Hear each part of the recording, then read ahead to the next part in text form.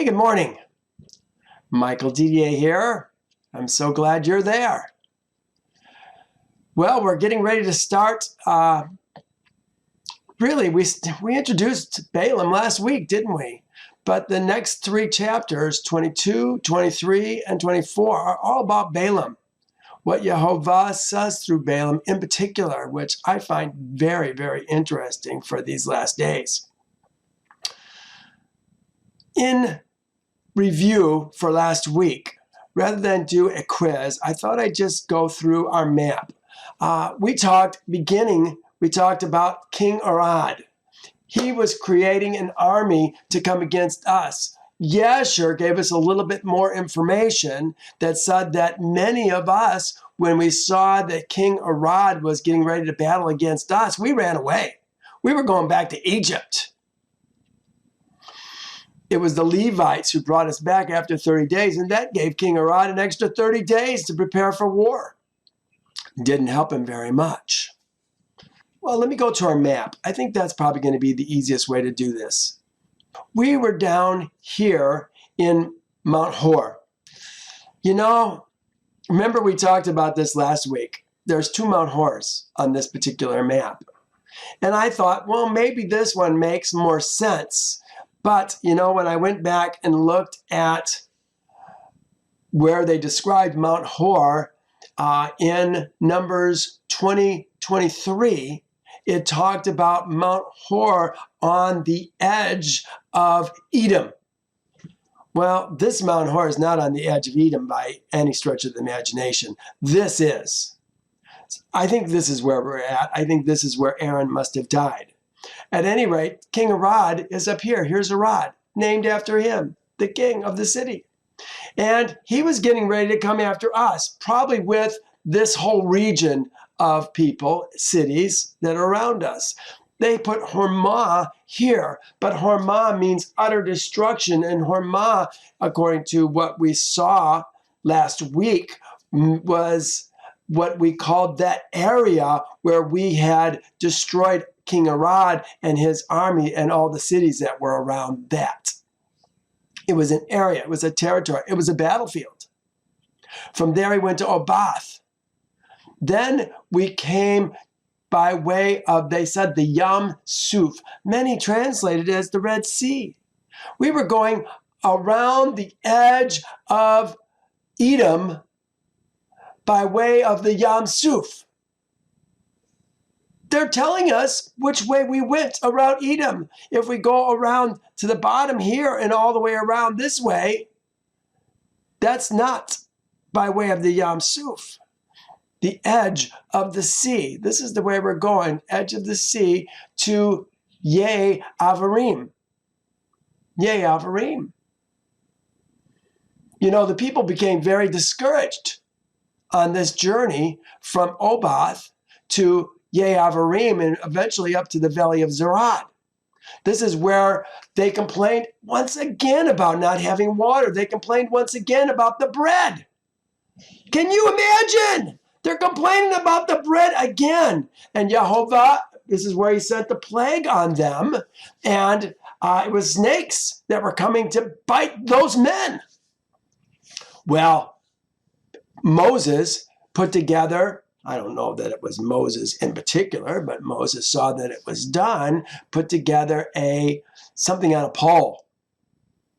I forget what we called that, Nekoseth or something like that. He put it on the pole, and every man that looked at it who had been bitten lived. But I could see where they could possibly have gotten discouraged. Look at where they're going. This is the path. I can zoom in on this a little bit.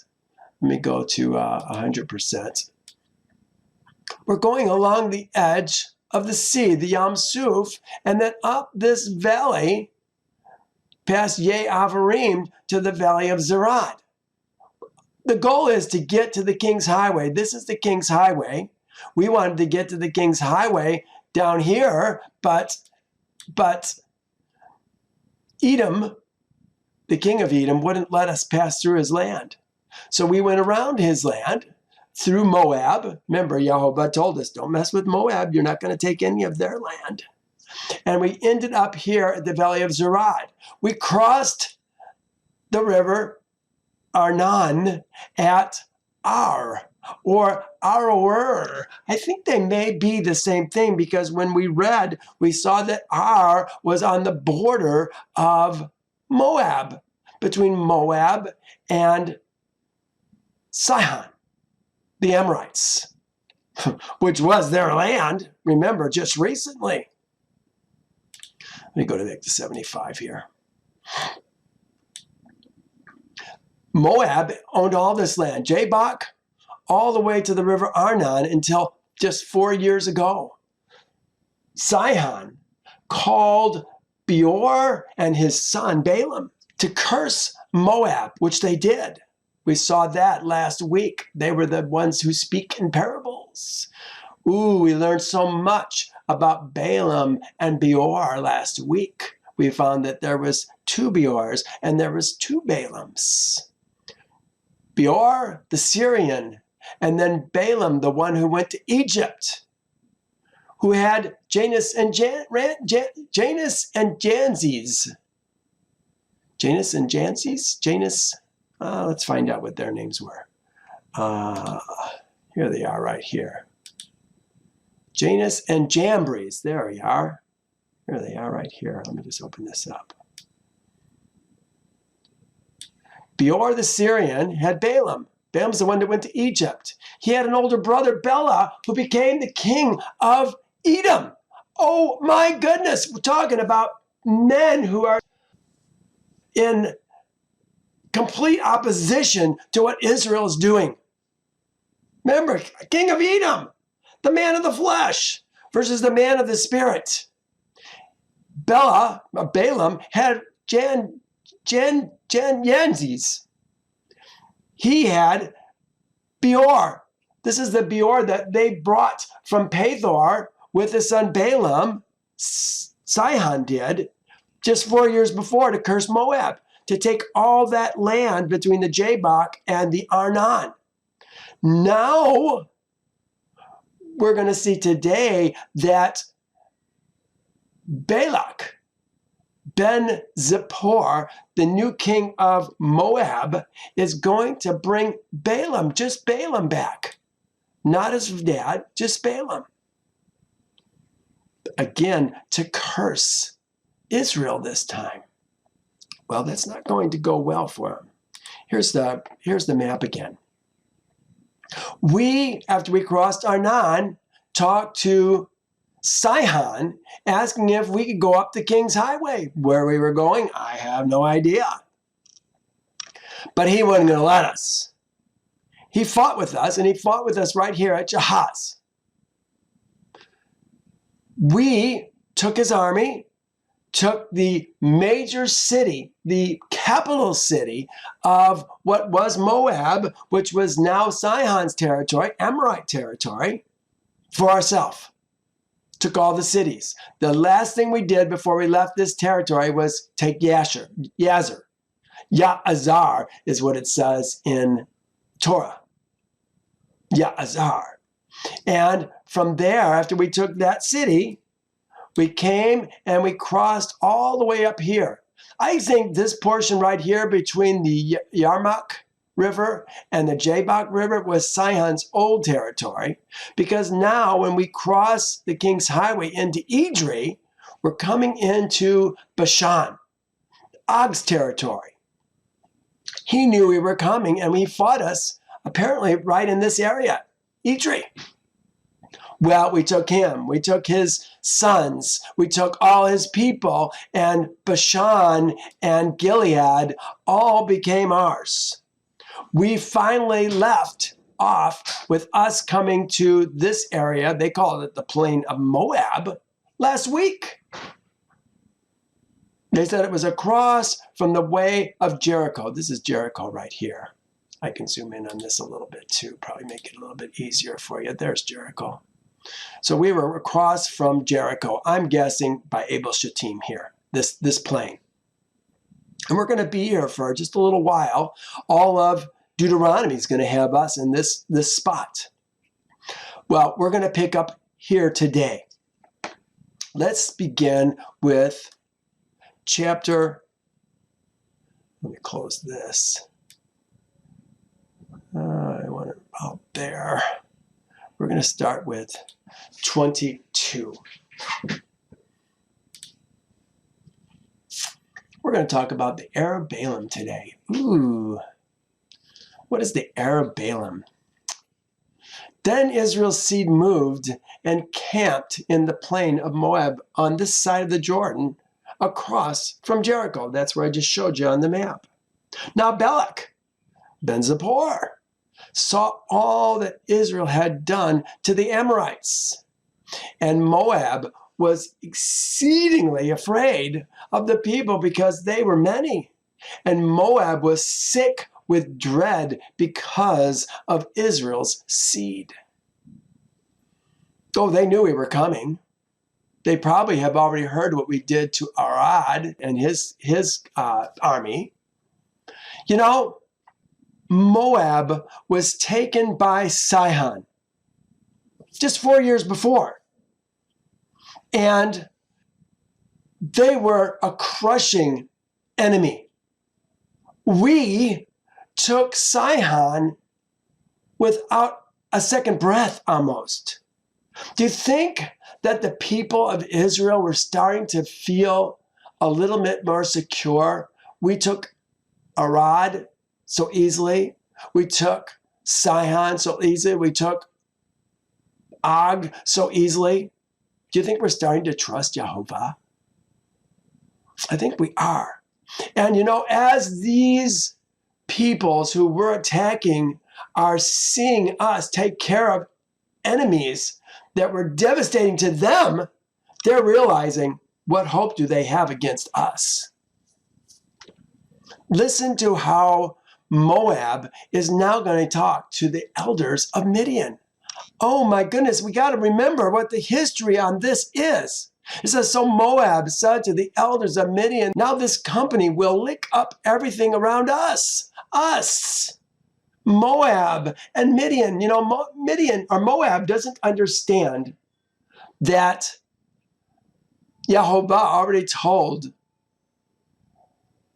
Israel not to mess with Moab. Didn't say that about Midian, did he? But he said it about Moab. It says, now this company will lick up everything around us as an ox licks up the grass of the field. Ooh, isn't that an amazing image? We are licking up everything around Moab, everything around Midian, as an ox licks up grass of the field. Is it hard for an ox to lick up the grass of the field? That's how it is when we are taking these lands from these people. And Balak ben Zippor was king of the Moabites at that time. You know, here they are talking about Midian. I remembered because Midian and Moab were mortal enemies. But this is amazing. Mortal enemies have become allies. What does it say? The enemy of my enemy is my friend. That's what's happening right now between Moab and Midian. The enemy of my enemy has become my friend. Well, the event that I'm going to describe to you is happening in our 86th year in Egypt. About halfway through, a little less than halfway through our time in Egypt, it was still during the good years in Egypt. It was before Joseph died. Judah had just died at 129, and he was probably about, I think there was 3 or maybe 4 other brothers who died after Judah. This is in Yashar 64, and I want you to remember what this said. It goes like this. At the revolution of the year, when the rest of Midian's people that were in the land heard that all their brethren had fallen in battle with Hadad for the sake of Moab, what is happening was Edom was coming after Moab. Moab asked Midian to help them fight. Midian Midian decided they would. But in the middle of the battle, they left Midian to die. It says, because Moab's seed had turned their backs in battle and left Midian to fight. Then five of Midian's princes resolved with the rest of their brethren, who remained in their land to fight with Moab to avenge the cause of their brethren. Here's what it says. And from that day forth, Midian's seed hated Moab's seed. Hated Moab's seed? They're in union right now, aren't they? We just assume, oh, everything's good, but it's not. Hated Moab's seed because they had fallen in battle for their sake. And there was a great, mighty enmity between them all the days. And all were found of Midian, and all that were found of Midian in the road of the land of Moab perished by the sword of Moab, and all that were found in Moab in the road of the land of Midian perished by the sword of Midian. Thus did Midian unto Moab, and Moab unto Midian for many days. This is still going on. This is 120 years ago. No, maybe a little bit longer than that. 160 years ago, because we were in the wilderness for 40 years. It says, and he sent, this is Balak sending messengers to Balaam ben Beor at Pethor. I want you to see where that is. I did some research to find out where Pethor was at. Let me just turn to my map again for a second. We're going to go way down here. We're down here. Here's Arnon. This is where the king of Moab is, in this area right now. Midian is out here. We're going to go all the way up to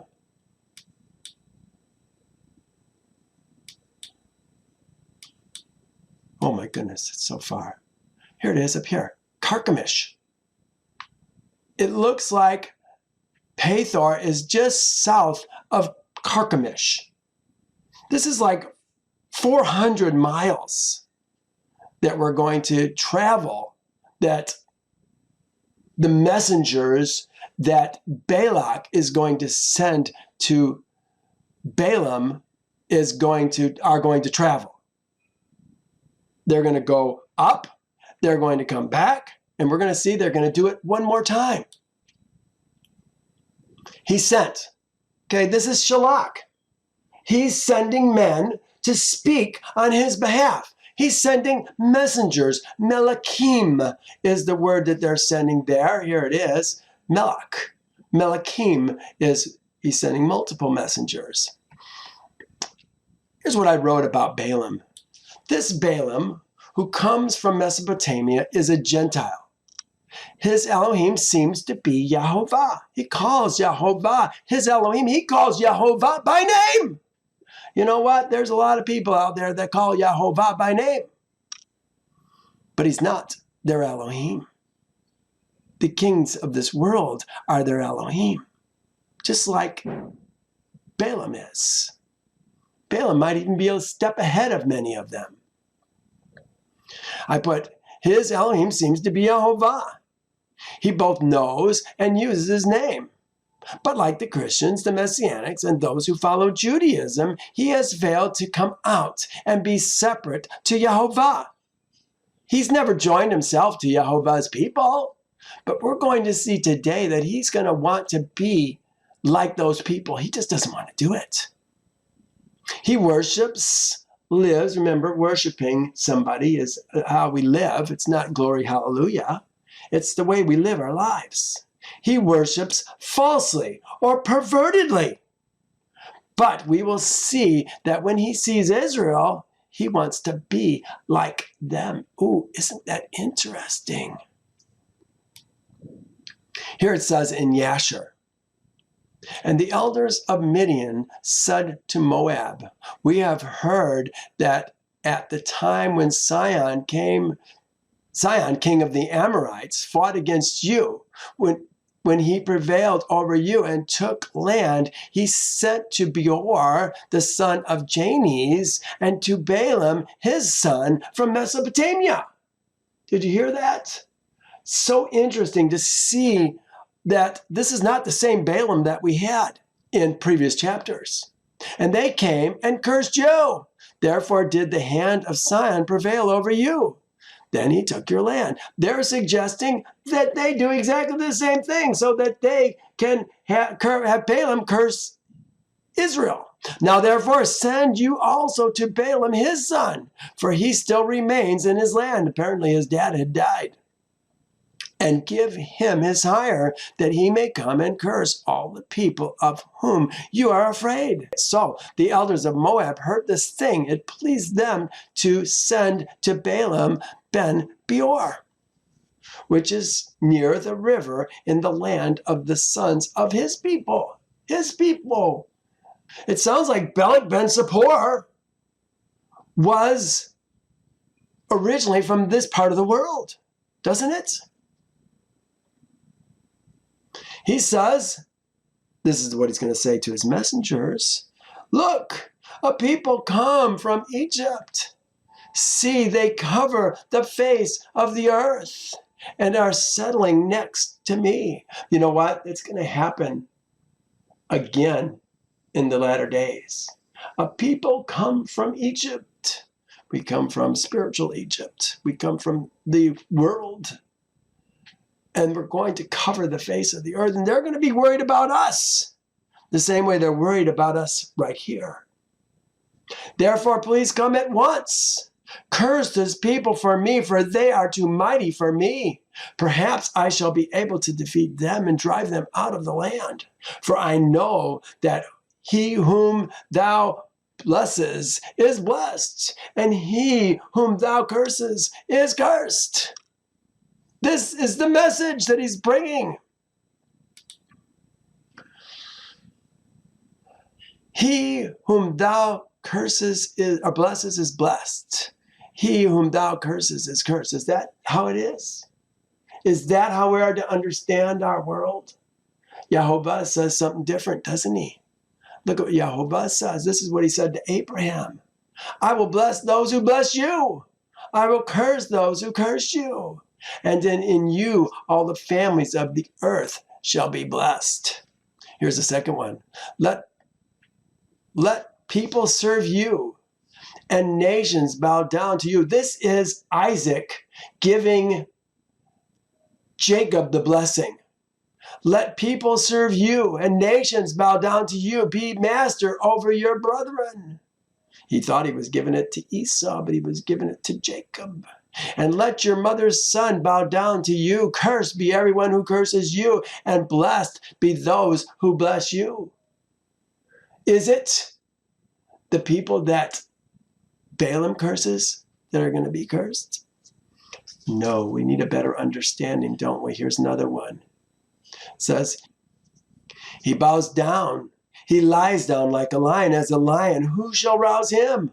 Blessed is he who blesses you, and cursed is he who curses you. He's speaking of Israel. They cover the face of the earth. Therefore, please come at once. Curse this people for me, for they are too mighty for me. Perhaps I shall be able to defeat them and drive them out of the land. For I know that he whom you bless is blessed, and he whom you curse is cursed. I put it in pink because it's not the truth. God is not an Ish. Elohim is not an Ish. Actually, this says, El is not an Ish, that he should lie, nor a son of Adam, that he should repent. Has he said, and he will not do? Has he spoken, and he will not make it good? Behold, I have received a command to bless. He has blessed, and I cannot reverse it. This is what we're going to see today. There's going to be, Balak is going to be bum-beefed. Balak ben Zippor is going to be bum-beefed. He can't get Balaam to do what he wants him to do. So the elders of Moab and the elders of Midian departed with the diviner's fee in their hand. What is a diviner's fee? Did they bring him any money? You know what? I had to look carefully at this, and I did some research. I found that Nehemiah Gordon said that it wasn't a fee, it was the devices of divination. They departed with devices of divination in their hand, and they came to Balaam and spoke to him the words of Balak. Here's the devices of divination. This is the Kasem, Lot, also divination, oracles, rewards, divination, divine sentence, witchcraft. This is all the things. This is how many of those things are translated. Everything after the dash. I can't really show you the dash. See where it says oracle? Then there's a dash. That's how it gets translated in many of the places in the Word. Don't confuse that with the definition, because that's not the definition. That's just how it's being translated. This word describes a cultic practice of foreign nations that was prohibited in Israel. Some of the different things, soothsayers. There shall not be found among you anyone who makes his son or his daughter pass through the fire, or who practices witchcraft, or a soothsayer, or one who interprets omens, or sorcerers. Here's another one in Samuel. For rebellion is as the sin of witchcraft, and stubbornness as iniquity and idolatry. Because you have rejected the word of Yehovah, he also has rejected you from being king. This is when Saul went to the witch of Endor. Here's another one in Kings. And they caused their sons and daughters to pass through the fire, practice witchcraft and soothsaying, and sold themselves to do evil in the sight of Yehovah and to provoke him to anger. Oh, here's what I put together on this earlier date about Moab and Midian being mortal enemies. I'm not going to put you through that again. Let's continue. And he said to them, lodge here tonight. Balaam, up until this point, seems to be one who communicates with Yehovah through dreams. His dad, Balaam, his grandfather, maybe his great-grandfather, now that I think about it, because remember it went Balaam, Beor, Janice, Balaam. So it'd be his great-grandfather or his grandfather. Great-grandfather, must be his great-grandfather. Interpreted Pharaoh's dreams. He was the one that interpreted the dream that a deliverer was coming from Egypt, that Moses was going to be born that year. Oh, so amazing. But he speaks to Yehovah, or Yehovah speaks to him, it seems like through dreams. And that's usually how it is with the Gentiles. I put generally Gentiles have dreams rather than visions. Yehovah's prophets have both, but most often have visions. Listen to what he says in Numbers. This is Numbers 12. We've already gone through it. Then he said, hear now my word. If there is a prophet among you, I, Yehovah, make myself known to him in visions and speak to him in dreams. Samuel had visions. Abraham had visions and dreams. Nathan spoke to David, who spoke to David. He had a vision. Isaiah had a vision. Ezekiel had visions. This man has dreams. He is going to go to bed. He says, lodge here tonight, and I will bring back word to you as Yehovah speaks to me. So the princes of Moab stayed with him. And Yehovah came to Balaam and said, who are these men with you? Who are these men with you? And I started looking at this word with. I guess I didn't see it in here. So Balaam said to Elohim, so Balaam said to the Elohim. Look at that. To Ha Elohim. Balaam said to Ha Elohim. Balak ben Zippor, king of Moab, has sent to me, saying, look, a people come out of Egypt. They cover the face of the earth. Come now and curse them for me, because perhaps I shall be able to overpower them and drive them out. He has no hope of doing it without the help of Balaam. And Elohim said to Balaam, every time where it has the green, I looked it up, it just says Elohim. It doesn't say Ha Elohim. And Elohim said to Balaam, you shall not go with them. Hear that? You shall not go with them. I really had to look up this word, with. Im, with them. This is what's saying them. Here's im. This mem says with them. You shall not go with them. You shall not curse the people, for they are blessed. Remember, what I bless is blessed. What I curse is cursed. You got nothing to say about this, Balaam. Maybe he did. Maybe he did. You know what? If you're working for the Elohim of this world, can Balaam curse the nations who are following that Elohim? Perhaps. Sihon was able to use Beor and Balaam to curse Moab. So Balaam rose in the morning and said to the princes of Balak, go to your land, for Yehovah. You look at that, he's using Yehovah's name. For Yehovah has refused to give me permission to go with you. Here's that same word again. He says, don't go with him.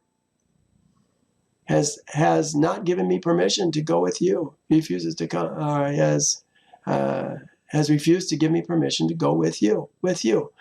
This with, look at what it says. Try and get it on there a little bit more. Proverb or proposition with, that is a conjunction with in varied applications, specifically equally with. To me, it's someone described it once about driving a getaway car, perhaps. You're going to go to the bank and you're with them. You're the driver. And you're with them because you know what they're doing. But there's another way of being with them. Maybe you were just a driver. You didn't know what they were doing. They went into the store. You stopped at the AMPM. They robbed the store. You didn't know it. You weren't with them, but you were with them. I think that's what we're talking about here. So this with, is consciously doing this to go with them, to be a part of this cursing. He says, don't go with them. Here's the next verse. And the princes of Moab rose and went to Balak and said, Balaam refuses to come with us. Hear this. This is the princes of Moab rose and went to Balak. This is a 400-mile journey. 400 miles. They're back already. How long did it take to cover that 800 miles round trip? Then Balak sent princes more numerous and more honorable than they. I put this is a 400-mile journey as the crow flies. And these men are not crows. Yeah, it's a lot longer than 400 miles when you over hills and through valleys. It's a long ways. And they came to Balaam once again and said to him, thus says Balak, the son Ben Zippor. What does he say? Do not hold back from coming to me.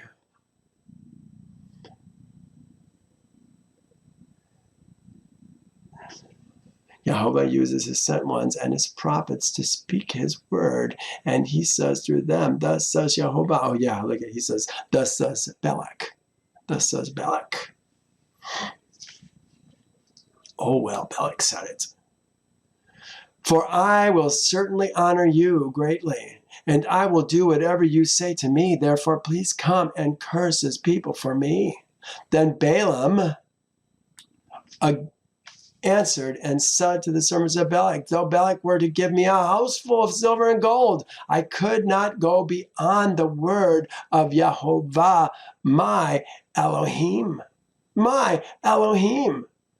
To do less or more, here it is, Yehovah, my Elohi. Elohi. My Elohi. I suppose you could say El, my El. To do less or more. Now, therefore, please, you also stay here tonight, that I may know more, that I may know what more Yehovah will say to me. He's going to seek Yehovah once again.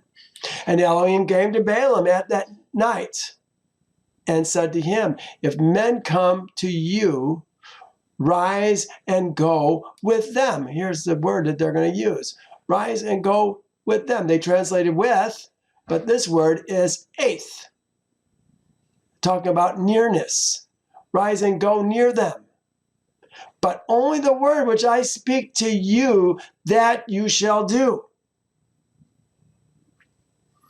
He's not going with them. He's going with them, but he's not going with them. You have to understand the nuances of this particular word. But, you know, it's this is not going to carry through. We're going to see here in just a moment. Let's continue. 21.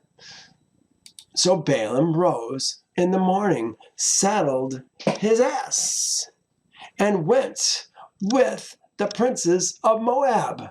Here's the with that they're using again. Now it says, Im. He went with Moab's princes. We just told him not to go with them, but he said he could go Atham. I don't know.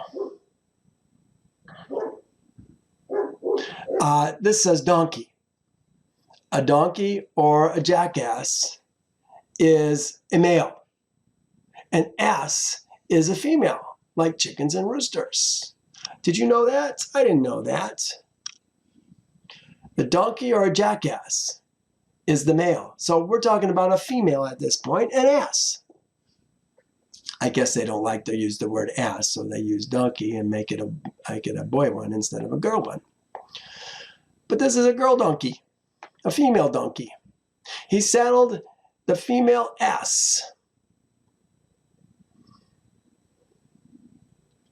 Here it is, done together or in common with. Yeah, there it is right there.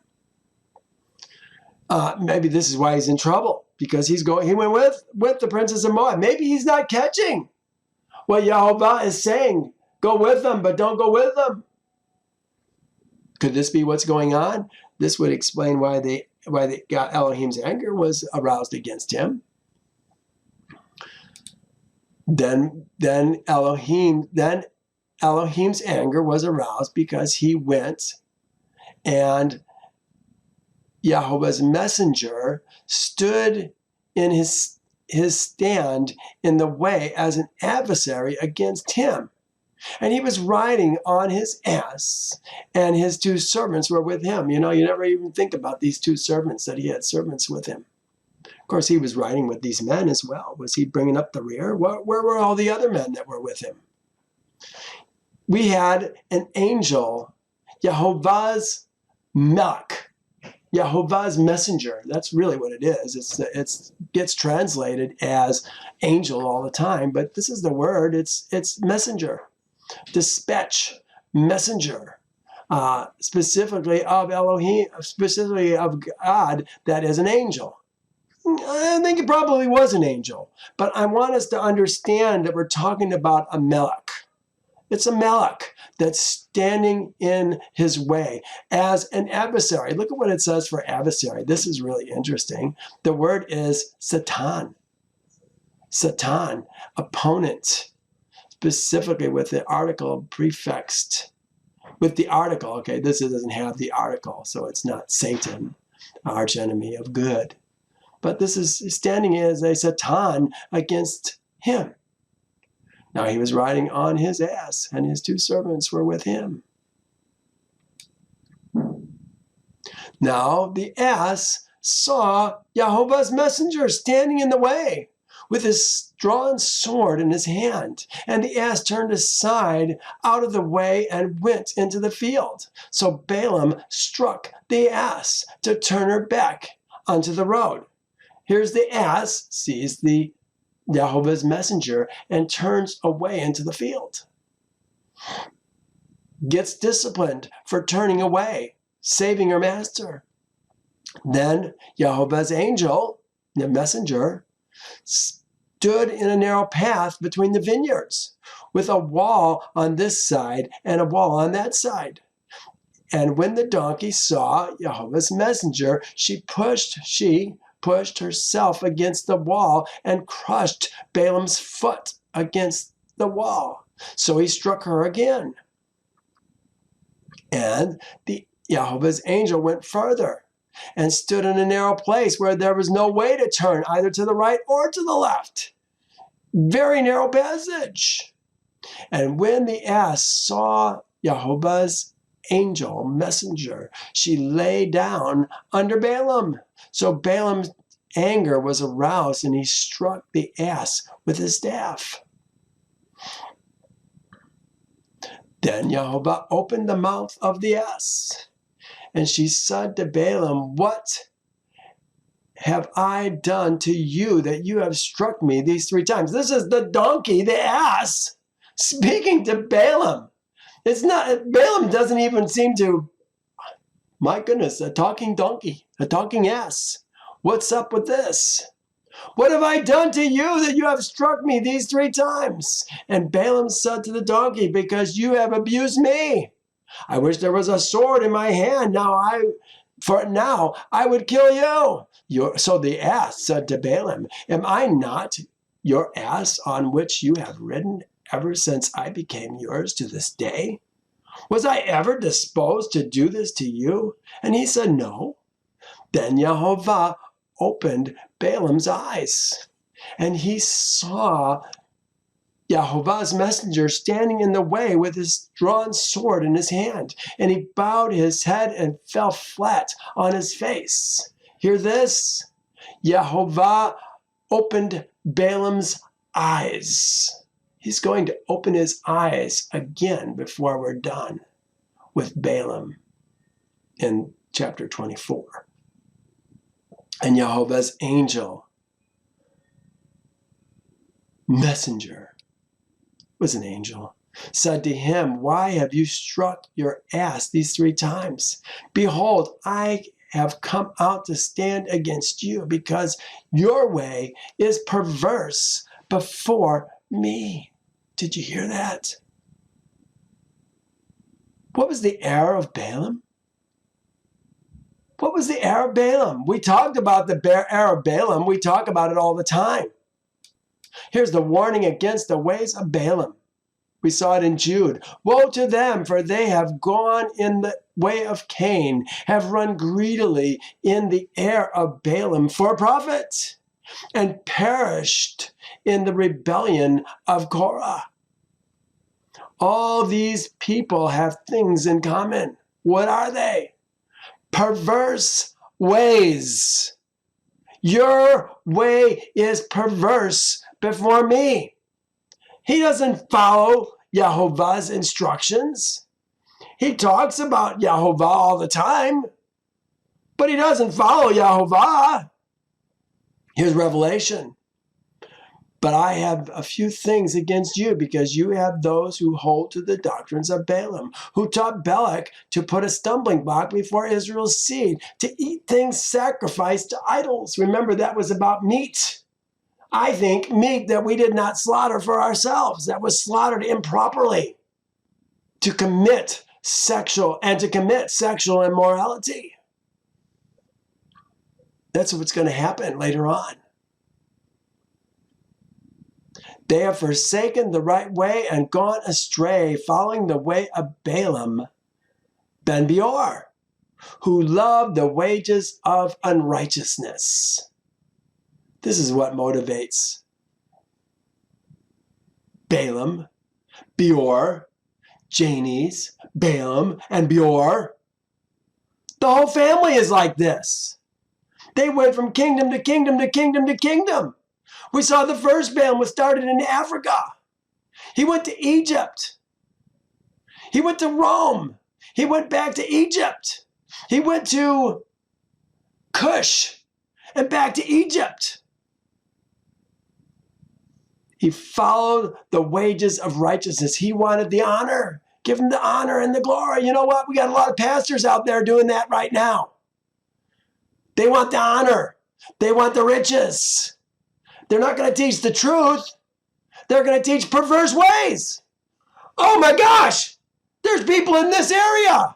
They're having their fundraiser. What are they doing? A ham fest.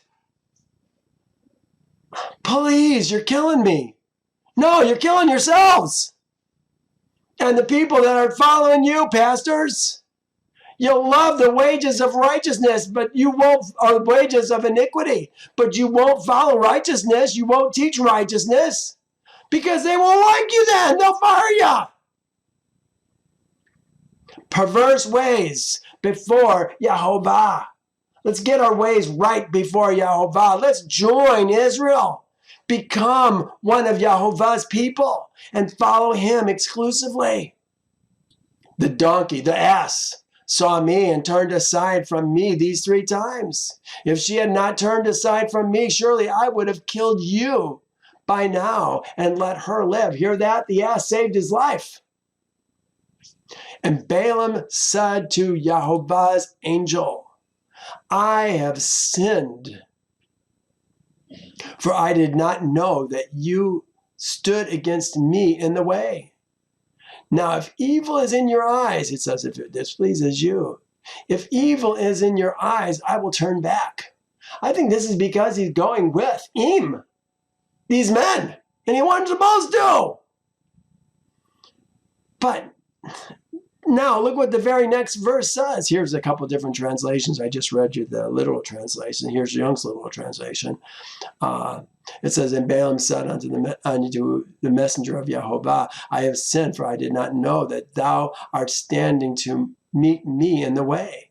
And now if evil is in thine eyes, I will turn back by myself. Then Yehovah's messenger said to Balaam, go with the men. Well, now look at, when you think he would say the other word, but he says, go with the men. I says, seems like the wrong with both times for this passage. Go with the men, but only the words that I speak to you, that you shall speak. So Balaam went with the princes of Balak. Remember, these were more honorable and mighty princes. Now when Balak heard that Balaam was coming, he went out to meet him at the city of Moab, which is at the city of Moab, which is on the border of Arnon, the boundary of the territory. Hear that? Which city is he talking to? It's got to be our, which is on the border of the Arnon, the boundary of the territory. Then Balak said to Balaam, did I not earnestly send to you, calling for you? Why did you not come to me? Am I not able to honor you? See, this is what he wants, honor and funds. And Balaam said to Balak, look, I have come to you. Now have I any power at all to say anything? The word that Elohim, that's what it says, the word that Elohim puts in my mouth, that I must speak. So Balaam went with Balak, and they came to Kirjath Hazuth.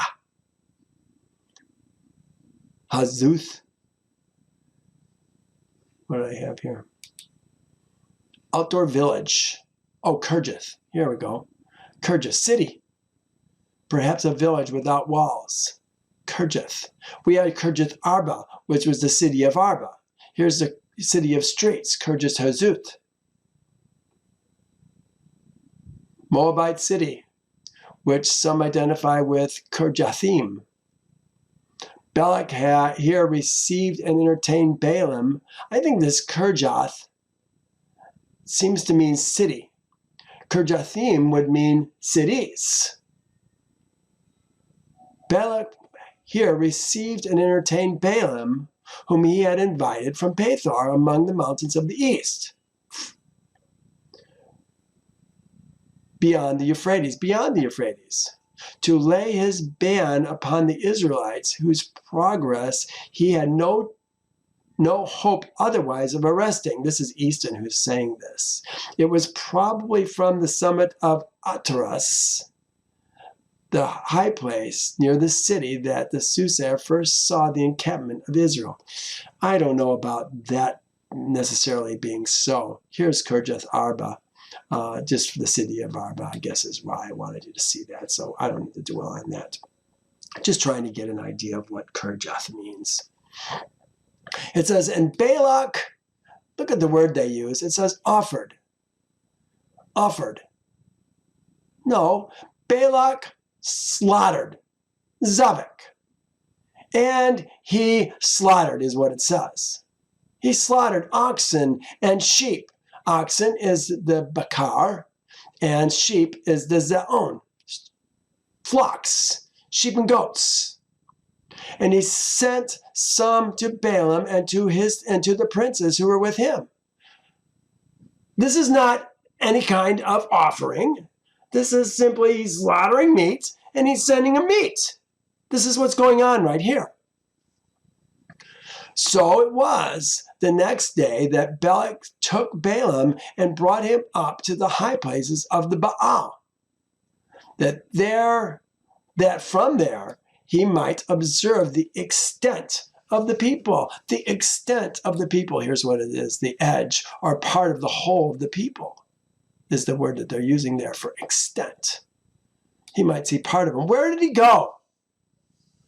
Where did he go?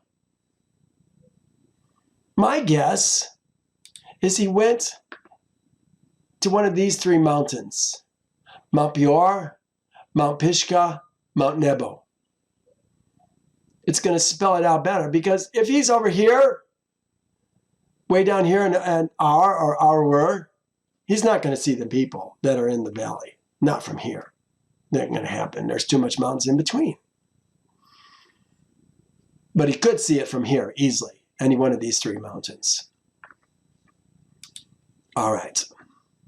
So it was the next day, Balak took Balaam and brought him to the high places of Baal, that from there he might observe the extent of the people. So now we're poised for Balaam to be used to curse Israel.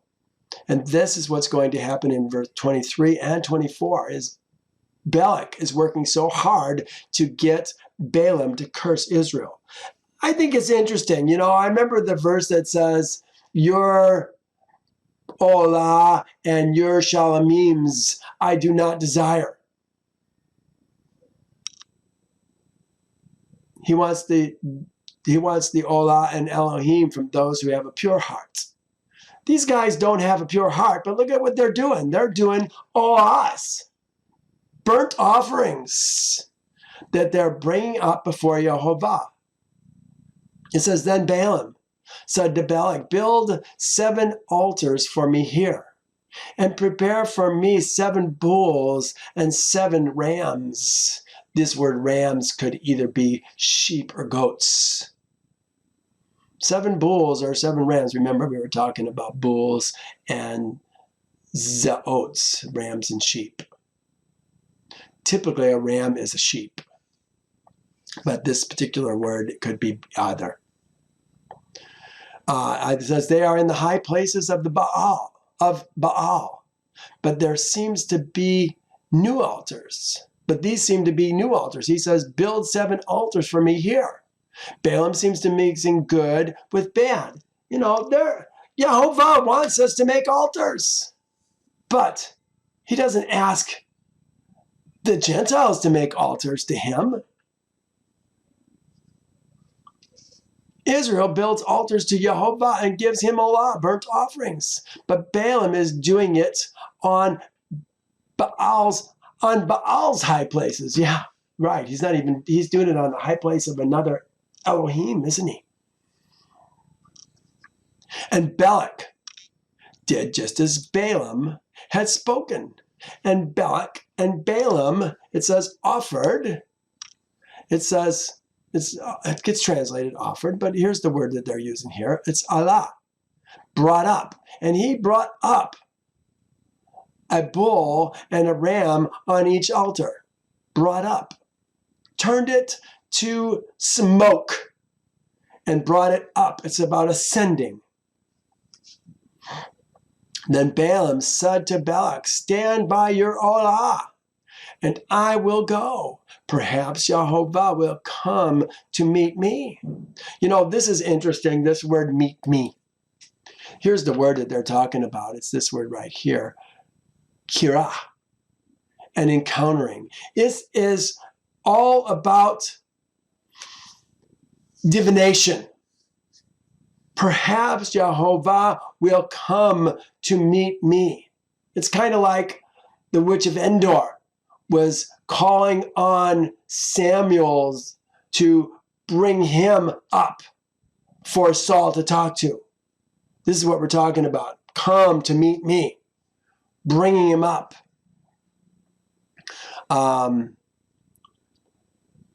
Chance upon or an encountering. This is a term used in divination. Yeah. He continues. I will go, perhaps Yehovah will meet me, and whatever he shows me, I will tell you. So he went to a desolate heights. This is the bare place on the mountain. Apparently, it's, you know, when you go high enough on the mountain, usually it's kind of bare at the top. The wind has blown it so that the trees can't survive it, and the grasses can't survive it. This is the bare place that we're talking about. Here's Numbers 24:1. We're going to see in our next chapter. Looks like we may make it today. We'll see. We're only on verse 3 here. Now, when Balaam saw that it pleased Yehovah to bless Israel, he did not go as at other times to seek to use sorcery. This is what he's doing right now. He's going to seek to use sorcery in chapter 3, or in chapter 23, verse 3. But he set his face toward the wilderness, and Balaam raised his eyes and saw Israel encamped. I don't even want to go there yet. We'll keep going. I just wanted to seek to use sorcery. I think we'll just get rid of that for next time. And whatever he shows me, I will tell you. So he went to the desolate heights. You know, I wonder if he was going to spend the night up here waiting to hear from Yehovah, or is Yehovah going to speak to him in a sense in a vision? I don't think he is. I think he's using sorcery, and he's going to do it throughout the night. We'll see. And Elohim met Balaam, and he said to him, I have prepared 7 altars, and I have brought up on each altar a bull and a ram. Then Yehovah put a word in Balaam's mouth and said, return to Balak, and thus you shall speak. Is this the next morning? And he returned to him, and there he was, standing by his olah. No offering, just an olah.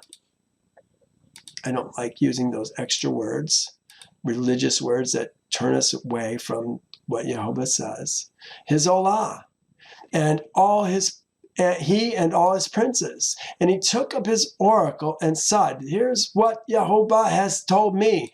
Balak, king of Moab, has brought me from Aram, from the mountains of the east. Come, curse Jacob for me, and come, denounce Israel.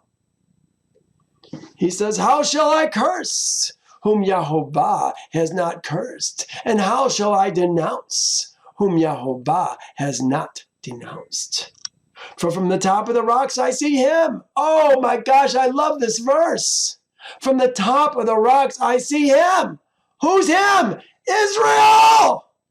The male child. The second born sons. He says there, A people dwelling alone, not reckoning itself with the nations, among the nations. These are people who dwell separately on the earth. That's Israel.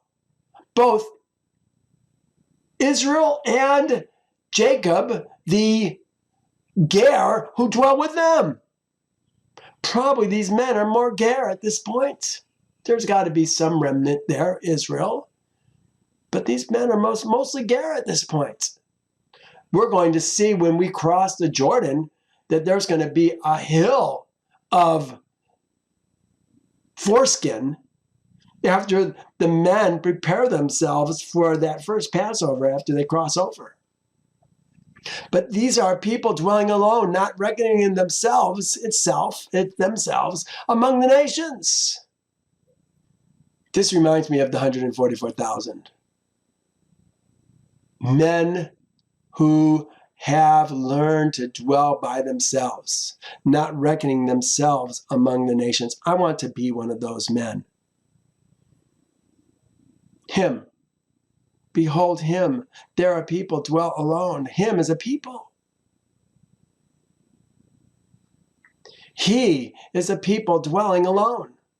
There's Numbers 23. We just read Numbers 23. Here's Exodus 4. Thus you shall say to Pharaoh, thus says Yehovah, Israel is my son, my firstborn. His firstborn. Firstborn of the Spirit. He is the man-child, the nation born in a day. Before she was in labor, she gave birth. Before her pain came, she delivered a male child. Here's talking about the male child again. She bore a male child who shall rule the nations with a rod of iron, and her child was caught up to Elohim and his throne. We have a better understanding of that. Caught up was, I forget what it is right offhand. Let me look at it real quick. Claimed, seized, set apart to Yehovah on his throne. That's what it was. Gets caught up. We want to make it all about Yeshua. It's not about Yeshua. It's about Israel. This is Israel, the male child. Now when the dragon saw that he was cast from the earth, he persecuted the woman who gave birth to the male child. Who's the woman who gave birth to the male child? We'll see that in Isaiah 54. Amazing, amazing stuff. We don't know who the woman is. He is the shoot, the twig, the branch of righteousness, and the stem of Jesse. Isaiah 11. Remember we were talking about the rod last week. It was 2 weeks ago. We talked about the rod that Moses was supposed to take from the tabernacle and then speak to the rock. He hit the rock with the rod 2 times, but he was supposed to speak to the rock. And I think it was setting it up for this very thing. It says, this is Isaiah 11. I wish you could see these better. These shall come forth. Here, I bet I could do this. Let's just try this. Isaiah 11. There shall come forth a rod from the stem of Jesse, and a branch shall grow out of his roots. This is not the same rod. That was more of a branch that's growing out, a stem that's growing out. In that day, the branch of Yehovah shall be beautiful and glorious, the fruit of the whole earth, and be excellent and appealing for those of Israel who have escaped.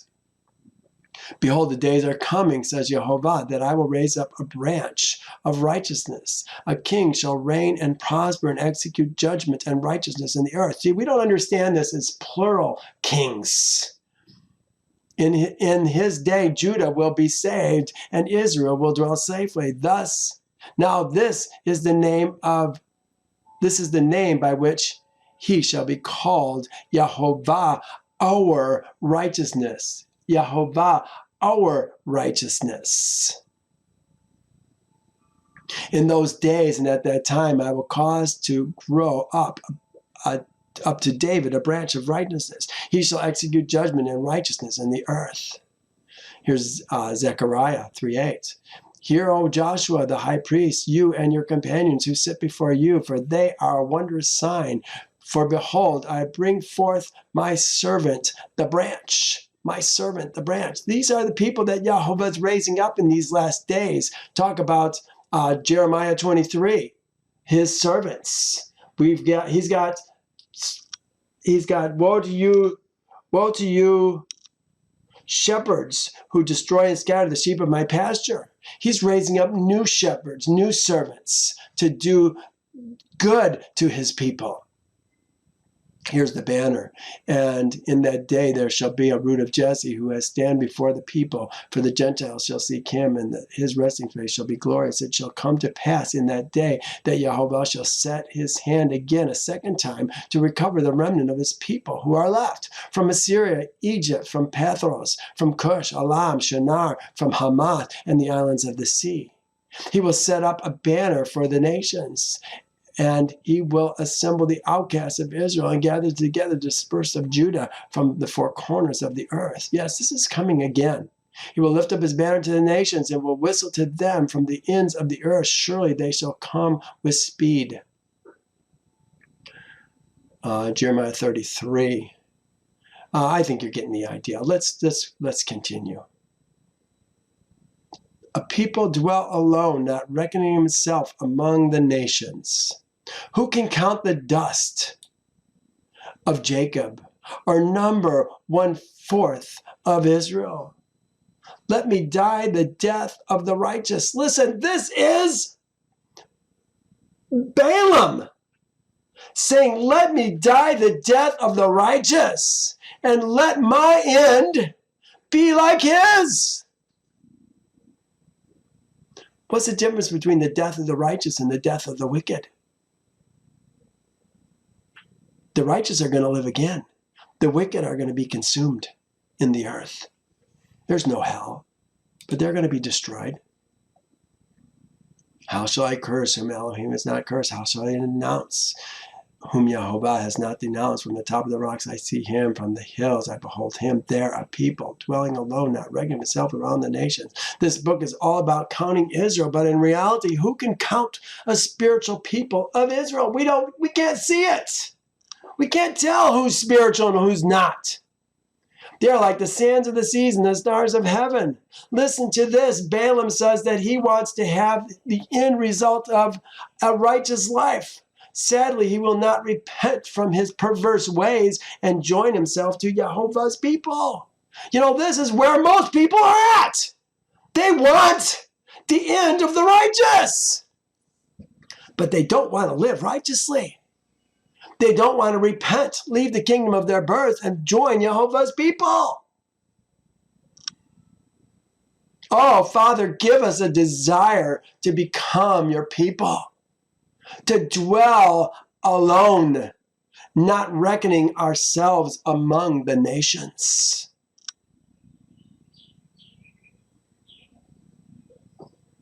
Then Balak said to Balaam, what have you done to me? I took you to curse my enemies, and look, you have blessed them bountifully. Oh yeah, he's irritated, isn't he? So he answered and said, must I not heed to speak what Yehovah puts in my mouth? You know, there's some integrity in Balaam. He vacillates back and forth. Remember, he's going to teach Midian to have Israel eat the meat that's sacrificed to idols and to commit sexual immorality with the daughters of the land. Then Balak said to him, please come with me to another place from which you may see them. You shall see only the outer part of them and shall not see them all. Curse them for me from there. So now where are we going to go? He says he brought him to the field of Zophim, to the top of Pisgah. Pisgah. Here's Pisgah. This one right here is Pisgah. We saw Peor, Pisgah, Nebo. Was he in Nebo already, or was he in Peor already? I don't know. It may have been one of those. Here's Katharim that we were talking about before.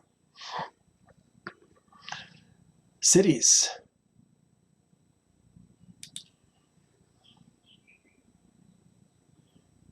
Pishka. It says, and build 7 altars, and what did we say for that? Build 7 altars and bring up a bull and a ram on each other. Remember, we were talking about the aroma that's going up. These are olahs that are being burned up, and the sweet aroma is that which Yehovah likes. Of course, not from Gentiles. He doesn't like them. Pishka, is this where Moses will die? It appears. So, then Moses went from the plains of Moab to Mount Nebo, to the top of Pisgah. Sounds like the top of Pisgah, you got to go through Nebo to get to the top of Pisgah, doesn't it? Which is across from Jericho. And Yehovah showed him all the land of Gilead, as far as Dan, all Naphtali, the land of Ephraim and Manasseh, all the land of Judah, as far as the western sea and the south, and the plains of the valley of Jericho, and the city of palm trees, as far as Zor. Boy, you can see a lot from that vantage point, can't you? This is where he's taking Balaam right now. He brought up, there it is, he brought up as a sweet aroma. And he said to Balak, stand here by your olah. Well, I meet, here's that same word, meet, the divination. Well, I meet Yehovah over there. Same as verse 3. Then Yehovah met, encountered, it's the same word, kara, encountered Balaam, and put a word in his mouth and said, go back to Balak, and thus you shall speak. Here's Kara. This is a picture of the Kaf, is a picture of the sun at the horizon and the gathering of the light. The Resh is a picture of the head of man. Combined, these mean gather the men. The meeting or bring together of people, objects, arrangement, accidents, purchase. This happens to be used in divination to bring back or to talk with Yehovah, apparently. So he came to him, and there he was standing by his olah, and the princes of Moab were with him. And Balak said to him, what has Yehovah spoken? Then he took up his oracle and said, raise up, O Balak, and hear. Listen to me, Ben Zippor, son of Zippor. Elohim, El, is the word they're using here. El.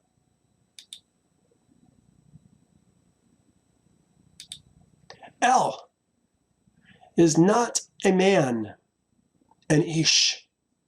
El is not an ish, that he should lie, nor a Ben Adam, son of a man, that he should repent.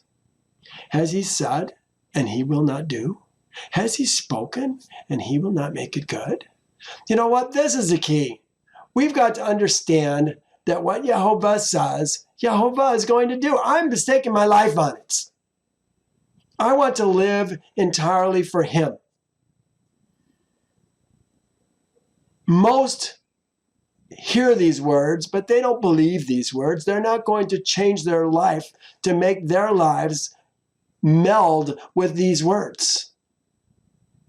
I don't think they believe that what he says he'll do, that what he's spoken he will make good. But how many times does he say it in the scriptures? Look, here's just a few. Yehovah, that word, what he says he will do.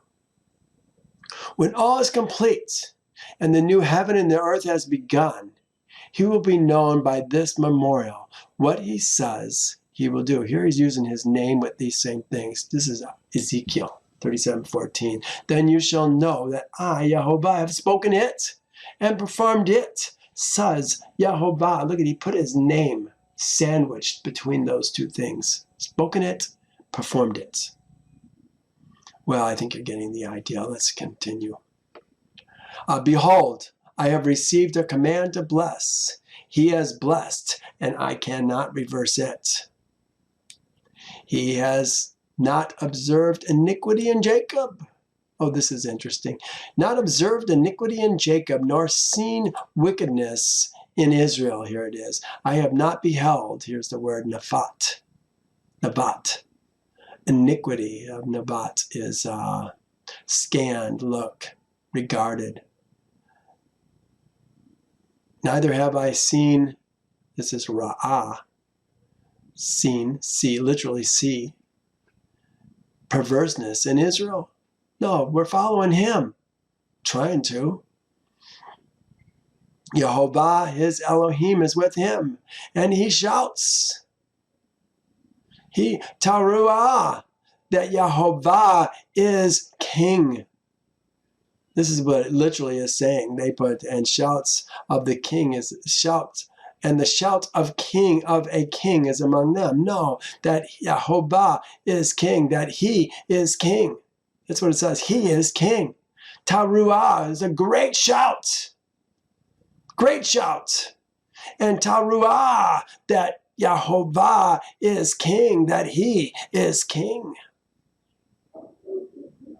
The first word was beholding, nefat, the beholding, the evidence. Looks at. You know, it's about the things that we do. Not about the things that we say, it's about the things that we do. Now, faith is the substance of things hoped for, the evidence of things not seen. This is what we're talking about right here. He's not seen the evidence. He's not seen the substance in Israel. He did see iniquity and wickedness in Balaam. Yeah, he did. What did he say? And Yehovah's messenger said to him, why have you struck your donkey these 3 times? Behold, I have come out against you because your way is perverse before me. This is the way of Balaam. Perverse ways.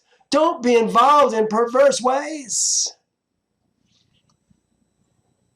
Elohim brings them out of Egypt. He has strength like a wild ox. He shall consume the nations, his enemies. His enemies. He shall, then all the nations are his enemies. He shall break their bone, pierce them with his arrows. Numbers 23. No, this is the one we're on right now.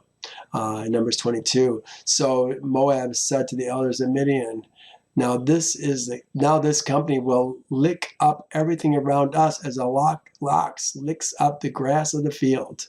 And Balak, the son of Zippor, was the king of the Moabites. What defense does grass have against a hungry ox? Well, not much. Not much at all. For there is no sorcery against Jacob. Hear that? There's no sorcery against Jacob, nor any divination against Israel. No, what Yehovah blesses, he blesses. What he curses, he curses. It now must be said, Jacob and of Israel, son of Jacob and of Israel. Oh, what Elohim has done. Oh, what Elohim has done. Yes. Oh, what El has done. Look, a people rise like a lioness. Look at this. A people rises like a lioness and lifts itself like a lion. It shall not lie down until it devours the prey and drinks the blood of the slain. Now, don't take this literally. We're talking about the lion, aren't we? Then Balak said to Balaam, neither curse them at all, nor bless them at all. Stop what you're doing! You're killing me! So Balaam answered and said to Balak, did I not tell you, saying, all that Yehovah speaks, that I must do? This is what I've been telling you all along. Then Balak said to Balaam, please come, I will take you to another place. Perhaps it will please the Elohim. Here's Balak. Perhaps it will please Elohim, that you may curse them for me from there. So Balak took Balaam to the top of Peor that overlooks the wasteland. All right, the top of Peor. So it sounds like they were making from probably Nebo to Pisgah to Peor. They're getting closer and closer to where Israel's at. It says he looks down at the wasteland. He can see all the devastation of this particular area, which Israel has wrought. Well, really, first Zion did it. It was rebuilt, but now Israel's tore it up again. All right. Almost done with this chapter. Then Balaam said to Balak, build for me here 7 altars, and prepare for me 7 bulls and 7 rams. And Balak did as Balaam had said, and brought up a bull and a ram on every altar. Here we're talking about the wasteland. Overlooks the wasteland, and the wasteland is former Moab, former Sionville, after Israel went through it. And from Bamoth, this is Numbers 21, in the valley that is there in the country of Moab, the top of Pisgah, which looks down on the wasteland. It's almost like this is in the Book of the Wars. They said the Book of the Wars of Yehovah is what this is quoted from. Interesting. All right, chapter 24. Do we dare try to do chapter 24 today? Oh my, there's an awful lot here.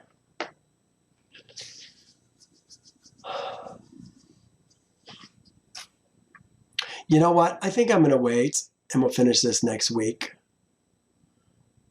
We've covered a lot of material today, and I really would like to have us go through this chapter next week where we can spend a little bit more time with it. And then we're going to start talking about what's going on with Moab. There's just too much. There's too much. I'd rather stop at finishing a chapter. Let's stop for this week. Thank you for joining me. We'll pick it up next week. We still got to talk about the rest of Balaam. This is going to be the portion where Balaam talks with Yehovah. He's not going to use divination to meet with Yehovah. Yehovah is going to open his eyes. I think it's going to be a vision that Yehovah is going to put into Balaam. Unique individual to be able to do that. But again, Balaam vacillates between being evil and being good, between listening to Yehovah and being faithful to what he says, and doing things on his own to destroy Israel. Remember, this family has always been about destroying Israel, cursing Israel, doing things that disrupt Israel. And it's he that's going to teach either Midian or Moab to do things, sacrifice to idols, and to commit sexual immorality. Well, we'll see it next week.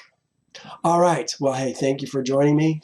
Remember to visit my YouTube channel. You can always listen to all the teachings that I have up there, and subscribe to it if you would. I'd sure appreciate it. All right. Have a great week. Love you tons. Bye now.